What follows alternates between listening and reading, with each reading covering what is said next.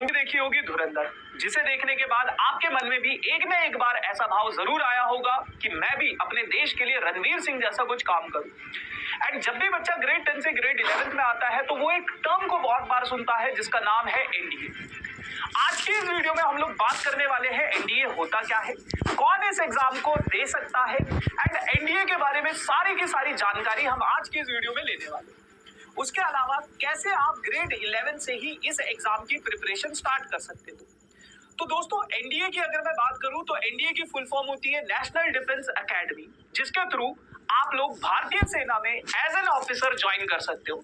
And भारतीय सेना की लाइफस्टाइल की अगर मैं बात करूं तो बहुत ही एडवेंचरस और बहुत ही रिस्पेक्टेड इनकी लाइफ होती है।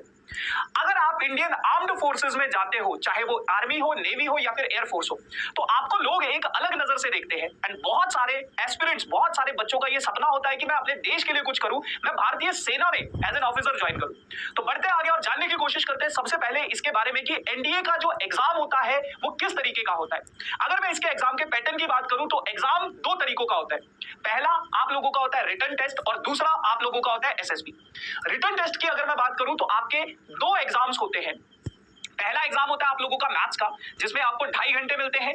300 मार्क्स का ये एग्जाम होता है और टोटल आपके पास 120 सवाल रहते हैं और हर सही सवाल पे आप लोगों को 2.5 मार्क्स मिलते हैं और हर गलत सवाल पे नेगेटिव मार्किंग भी होती है, जो कि होती है 1/3 ऑफ पर क्वेश्चन। ठीक है जी। अच्छा, उसके बाद बेटा दूसरा जो एग्जाम होता है आप लोगों का वो होता है गैट का, जीएटी का। ये एग्जाम आप लोगों का 600 मार्क्स का होता है।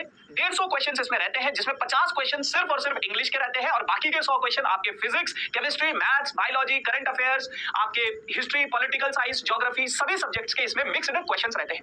अगर मैं इस एग्जाम के मार्क्स की बात करूं तो हर क्वेश्चन पे आपको 4 मार्क्स दिए जाते हैं और हर गलत सवाल पे आपका 1/3 नेगेटिव मार्किंग रहता है। फिर उसके बाद अगर मैं आपने एनडीए का रिटन एग्जाम अगर क्लियर कर दिया तो उसके बाद आप लोगों की एसएसबी आती है। और अगर मैं एसएसबी की बात करूं तो ये भी एग्जाम आपका 900 मार्क्स का रहता है और ये 5 दिन का एक प्रोसेस होता है। आज की इस वीडियो में हम एसएसबी के बारे में ज्यादा बात नहीं करेंगे, है ना। एक बार अगर रिटन क्लियर हो जाता है तो फिर उसके बाद एसएसबी के लिए आपको कॉल लेटर आता है। इसके बारे में अगर आपको डिटेल में चीजों को जानना है तो हम इसके ऊपर भी कोई वीडियो बना देंगे, आप कमेंट सेक्शन में मुझे बता देना। एसएसबी के बाद आप लोगों का मेडिकल टेस्ट होता है एंड उसके बाद आपकी फाइनल मेरिट लिस्ट लगती है। तो ये तो थी बेटा ओवरऑल आपका एग्जाम कैसा रहता है एनडीए का, किस तरीके से आप इस एग्जाम में मतलब अपीयर होगे, कैसे चीजें करेंगे, उसके बारे में बात कर लेते हैं। तो कुछ काम की बातें मैं आप लोगों को बता देता हूं। सबसे पहली चीज, एनडीए का एग्जाम साल में 2 बार होता है। एक होता है बेटा अप्रैल में और एक होता है बेटा आप लोगों का सितंबर में। उसके बाद बेटा इस एग्जाम को यूपीएससी कंडक्ट करवाती है। यूपीएससी वही ऑर्गेनाइजेशन है जो आईएएस आईपीएस जैसे एग्जाम कंडक्ट करवाती है। एंड यस गाइस, यूपीएससी काफी मुश्किल एग्जाम कंडक्ट करती है। अगर मैं बात करूं इनकी वैकेंसी की तो लगभग ऊपर नीचे हो जाती है, 400 के आसपास आपके पास वैकेंसीज इसमें रहती है।